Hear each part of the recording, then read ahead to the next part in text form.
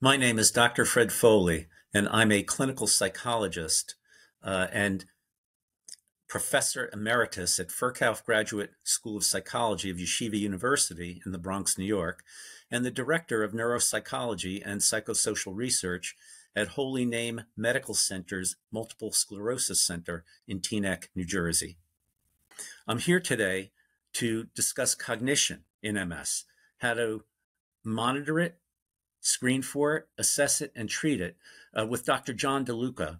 Dr. DeLuca, would you like to introduce yourself? Thank you, Dr. Foley. Yes, my name is Dr. John DeLuca. I'm a neuropsychologist.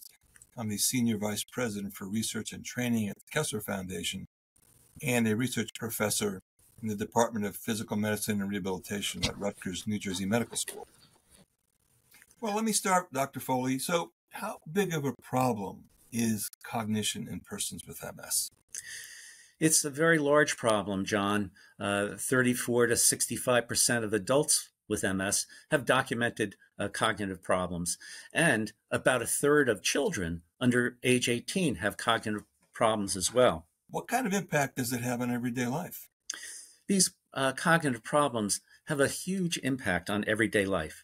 They affect the perceived quality of life, of course, but they affect things like employment status.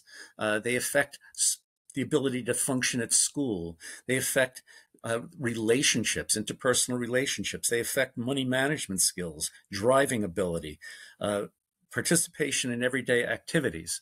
These are, some of the common things that cognitive problems interfere with. Well, yeah, it certainly is a big problem, and they listen to the patients, they'll tell us that. And if it's such a big problem, well then, how should cognition be assessed in clinical practice? Good question, John. We first begin with screening. It's important to screen every person with MS, for cognitive problems using validated screening tools. And there are a number of them out there. Perhaps the most common one is the symbol digit modality test, which screens for information processing speed, which is the most common, cognitive problem in MS, and sentinel to other kinds of cognitive problems in MS because it can affect memory and other aspects of cognition. So screening them initially with a validated test when they come into the practice, when they're stable, clinically, and then monitoring them by screening them at least once a year when they're coming back in for clinic visits to evaluate whether or not their cognition is stable, worsening, or improving. And if, they test positive on a screening test, well, then it's important to do a little bit more of an assessment. And there are a number of assessment batteries out there that have been validated in MS, such as the BICAMS battery, which assesses information processing speed and verbal and visual memory. And there are more comprehensive tests available, such as the McFIMS battery, which was a consensus battery that, in addition to those kinds of issues, also assesses executive functioning, verbal fluency, visual spatial processing, all of which can be impacted in MS. And so it's important that screening is done regularly and routinely with valid tests, in the office, that a positive on the test or a change in the screening test. If a patient performance deteriorates on that test, then they need to be referred to an expert in assessing cognitive problems in MS. So, Dr. Foley, I think you're referring to the guidelines for cognitive care that the National Multiple Sclerosis Society put out, a paper by Kalb et al., where they're saying exactly what you just said, where you do an assessment early in the disease, followed by an annual reassessment, and important for an annual assessment of depression as well. Isn't that correct? That is correct. Depression can affect cognition in MS. In itself, it's a serious problem in MS because depression is associated with a host of problems as well, like not keeping up with their disease-modifying therapy or physical rehabilitation or other kinds of recommendations that are made. So screening for depression, screening for fatigue, screening for sleep problems, all of these things can interact and affect cognition in MS. Also, it's important to recognize that children under 18, can have cognitive problems, and it's important to screen them on a regular basis as well and monitor, their cognition as well on an ongoing basis. Well then, Dr. Foley, what's the role of the neuropsychologist in an MS center or MS treatment paradigm? The role of the neuropsychologist is to educate the healthcare staff on the frequency, severity, and types of cognitive problems that occur in MS, and also to advise on the best practices for screening, monitoring, assessment, and treatment, and also to provide the assessments themselves and perhaps the treatments as well.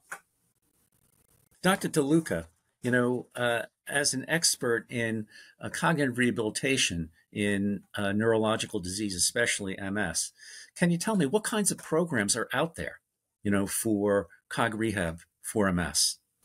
Unfortunately, I think that the number of programs, if you will, out there are fairly rare. This is an example where the data, the research data, is far greater than the clinical implementation. The data is very clear that cognitive rehabilitation can have a significant impact in improving cognitive abilities and their lives in everyday life of patients. And the data shows that we can improve not only cognitive performance, we can improve everyday life, and we do so through changes in neuroplasticity. And so that is the best approach, and it's typically done in an individual one-by-one level. There's some data on group therapies as well. But unfortunately, there's not enough implementation in the community for patients to get the care that they need. Are there any medicines that can improve cognition in MS? Well, actually, there are no approved medications, DMTs in particular, to treat cognition in persons with MS. And when you look at the literature on medications in MS, the data is very mixed, number one. And when there is some data, it's very small. The effect size is very small. So the real impact on medication trial in improving cognition is not very good and should not be the sole treatment. In fact, a recent study by Gromish et al. Showed that the percentage of physicians who refer for medication is actually reduced from assessments in 2010 versus 2020, realizing that cognitive rehabilitation is really the way to help patients. So we need to get the word out to MS professionals and to speech pathologists and neuropsychologists on how to kind of conduct these rehabilitation approaches in MS. I think it's really incumbent upon the neurologists and the neurology MS centers to be able to find someone in their community who can provide these cognitive rehabilitation services, because the data supports doing it. It may not always be easy, but it's really incumbent upon the professionals to find the help that the patients really deserve. Thank you. Thank you very much.